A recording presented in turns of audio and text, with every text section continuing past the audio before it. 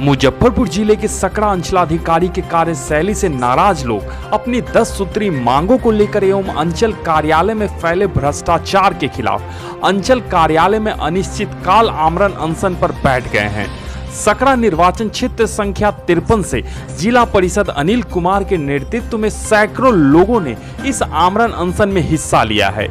Crime खबर की team से बातचीत के दौरान जिला परिषद अनिल कुमार ने बताया कि सकरा अंचलाधिकारी के द्वारा प्रखंड में कुछ दलालों की नियुक्ति की गई है, जो पैसे लेकर लोगों की समस्याओं का निदान करते हैं और जो लोग पैसा नहीं देते हैं उनको आंशिक तौर से परेशान किया जाता है। वहीं पूरे मामले की जांच वरीय अधिकारी द्वारा किए जाने की बात कही है। मौके पर जिला परिषद अनिल कुमार, नीरज कुमार, जगन्नाथ प्रसाद, आरिफ अंसारी, चंद्रशेखर प्रसाद, गौतम कुमार, रोशन कुमार, समिति रत्नेश कुमार, राम ध्यान प्रसाद एवं सभी ग्रामीण जनता मौजूद थे। क्राइम खबर के लिए मुजफ्फरपुर से सत्यनारायण मालाकार की रिपोर्ट। आज आमरण अनशन पर है जी, बताएं। जनता का जो समस्या है जमीन संबंधी, उसी के लिए आज हम आमरण अनशन पर बैठे हैं। हमारी कुछ मांगे हैं, जो 10 सूत्रीय मांग है। उसमें सबसे पहला यह है कि जो भी जमीन संबंधी कार्य है वो तय समय पर हो। लगातार पिछले 4-5 सालों से कर्मचारी हैरास कर्मचारी हो गया, यहाँ के सीओ है, यहाँ के अटॉर्नी है, इस सब का आतंक फैल गया है। और जितने भी जो गरीब जनता है उनसे 5,000 से नीचे कोई बात ही नहीं करते हैं। मतलब किसी भी तरह का काम है तो आपको 5,000 रुपया मैक्सिमम देना पड़ेगा मिनिमम, और मैक्सिमम वो लाखों में जाता है। तो डीएम साहब से भी हम मिले हैं, ज्ञापन दिए हैं, माननीय आपके यहाँ के जो प्रखंड विकास पदाधिकारी हैं उनको भी दिए हैं। कुल मिलाकर यही है कि जो भी समस्या सारा कुछ ऑनलाइन हो गया है, और अभी जो भी किसान हैं वो जो भी लाभ लेने के लिए जा रहे हैं तो उनका रसीद ऑफलाइन है, उसको ऑनलाइन कराने के लिए जाइए तो पर पेपर पर 5,000 10,000 रुपया। अगर आपको 5 पेपर कराना तो 25,000 30,000 रुपया, तभी जाके आपका काम होगा, नहीं तो नहीं होगा। तो कहीं ना कहीं ये आम लोगों के साथ अन्याय हो रहा है, क्योंकि हम चुने हुए जनप्रतिनिधि हैं सरकार में, उसके बाद भी हम लोग का बात नहीं मानते यहाँ के पदाधिकारी, इतना तनाशा हो गया। इसी सब के खिलाफ आज जो है आमरण अनशन चालू है। जब तक हमारी 10 सूत्रीय मांग पूरी नहीं होगी तब तक हम यहीं रहेंगे, चाहे वो जितने दिन तक चले। अच्छा, एक बताइए, ये जो 5,000 के जो आरोप लगा रहे हैं ये किसके द्वारा लिया जाता है? ये सारे अटॉर्नी के द्वारा लिया जाता है। जब माननीय हम सीओ साहब से मिलते हैं तो कहते हैं राजस्व कर्मचारी से मिलिए। राजस्व कर्मचारी को ढूंढना ईद के चांद के बराबर है।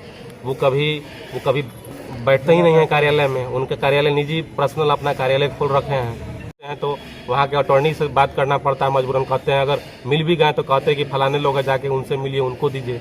और जब उनके पास जाते हैं तो सीधे पैसा का डिमांड होता है। वहाँ जनता, यहाँ की सीधी सादी जनता है, वो पैसा देने के लिए भी तैयार है। वो कह रही कि चलिए आपको सरकार जो है सो भी पैसा नहीं देता है, आप भूखे मर रहे हैं, तो देने के लिए जनता जो है अपना जमीन बेच के हो, घर बेच के हो, गिरवी रख के हो, कर्ज लेकर के आपको देगा।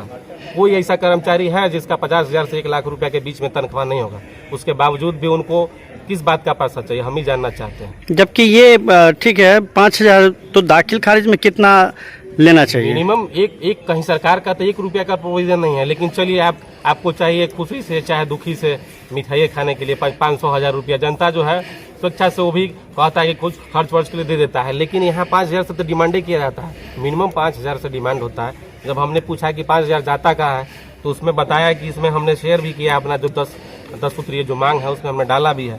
इसमें जो है सबका शेयर है। उसमें बताया जाता है कि अंचलाधिकारी को 1,000 रुपया, इसके बाद जो है सो राजस्व कर्मचारी का 1,000 रुपया हिस्सा होता है। 1,000 रुपया का शेयर जो है सो, फिर इधर जो 2,000 रुपया है उसमें अटॉर्नी का, और जो है सो डाटा एंट्री ऑपरेटर का 1,000 रुपया सीआई का। जब इन लोगों को सरकार मोटा तनख्वाह दे रहा है, क्या जनता को लूटने के लिए, चूसने के लिए? ये हरगिज नहीं होगा। जब तक जनता के साथ अन्याय होगा उसके लिए हम खड़े हैं, और जब तक हमारी मांगें पूरी नहीं होगी हम अनिश्चितकालीन अनशन पर हैं, आमरण अनशन पे हैं और रहेंगे। पर्चे देंगे? अनिल कुमार, जिला परिषद। हम आपसे अनुरोध करेंगे और भी जो है जनता सब। जी, मैं नीरज कुमार और परलोचनपुर पंचायत में मेरा घर हुआ। तो मेरे ही परिवार में जो ज़मीन अभी रजिस्ट्री हुआ है उसके दाखिल खारिज के लिए जेन्युइन कागज़ है, वो कागज़ हम कर्मचारी के पास सबमिट कर दिए, और वो कह रहे हैं कि जो पहले बोल रहे थे कि 3,000 में काम हो जाएगा, अब ये कह रहे हैं कि कम से कम 5,000 दीजिए, नहीं तो रद्द कर देंगे, रिजेक्ट कर देंगे। और रिजेक्ट अगर आपका कर देंगे तो यहाँ से DCLR के यहाँ चक्कर लगाते लगाते आपका जूता खिंच जाएगा, आपका काम नहीं होगा। ये किसने बोले? ये आपके अटर्नी बोले हैं। अटर्नी का क्या नाम है? अटर्नी का नाम है मुकेश झा। मुकेश झा। ये आपके ग्वाइद के रहने वाले हैं और इन्होंने करप्शन का इतना महाजाल बिछा दिया है। इसके बाद में ये मेरा आवेदन आप देखिए रिजेक्टेड का नोटिस आ गया। हमने उनको पैसा नहीं दिया, इसके लिए मुझे उपहार स्वरूप ये रिजेक्टेड का नोटिस मिला। ये जो मेरा दाखिल खारिज जनून है उसको रद्द कर दिया गया है बिना किसी कारण बताए, और कारण बस एक ही बताया गया है कि वंशावली उपलब्ध नहीं कराए जाने के कारण, जबकि हमने उनको भी उपलब्ध करा दिया। वंशावली के साथ अगर 5000 का गांधी जी का नोट अगर उनको हम दे देते तो ये मेरा दाखिल खारिज आज रद्द नहीं होता। इसके लिए हमने अनिल जी से संपर्क किया और हम पूरे गांव में घूम के इस तरह के केस को लेकर एकत्रित हुए हैं और डीएम साहब को हम लोग ज्ञापन दिए हैं। और ये हमारी जब तक ये मांग पूरी नहीं होगी तब तक हम लोग ये आमरण अनशन चलेगा बिना किसी रोक टोक के। चलिए परिचय देंगे। जी, मेरा नाम नीरज कुमार, पूर्व जिला परिषद उम्मीदवार, क्षेत्र संख्या 54 से। जी, आपकी क्या समस्या है? समस्या है 2019 से 34 डिसमिल का मेरे पास एक खतियान है, जिसको लेकर के ब्लॉक में लमसम 2 साल दौड़ते दौड़ते जब तबाह हो गए तो लास्ट में मतलब वहाँ ये कागज़ वो कागज करते करते मेरे पास आवेदन भी है ब्लॉक का 2-3। इसके बाद वहाँ लास्ट में हुआ कि भाई ऐसे दौड़ने से नहीं होगा। साफ इनका जो अटर्नी है उसका नाम अभी छुटका है, क्या नाम? आमरण अनशन पर आप लोग बैठे हैं, मामला क्या है? एक्चुअली क्या है कि हमारे सीओ साहब जो हैं हाँ।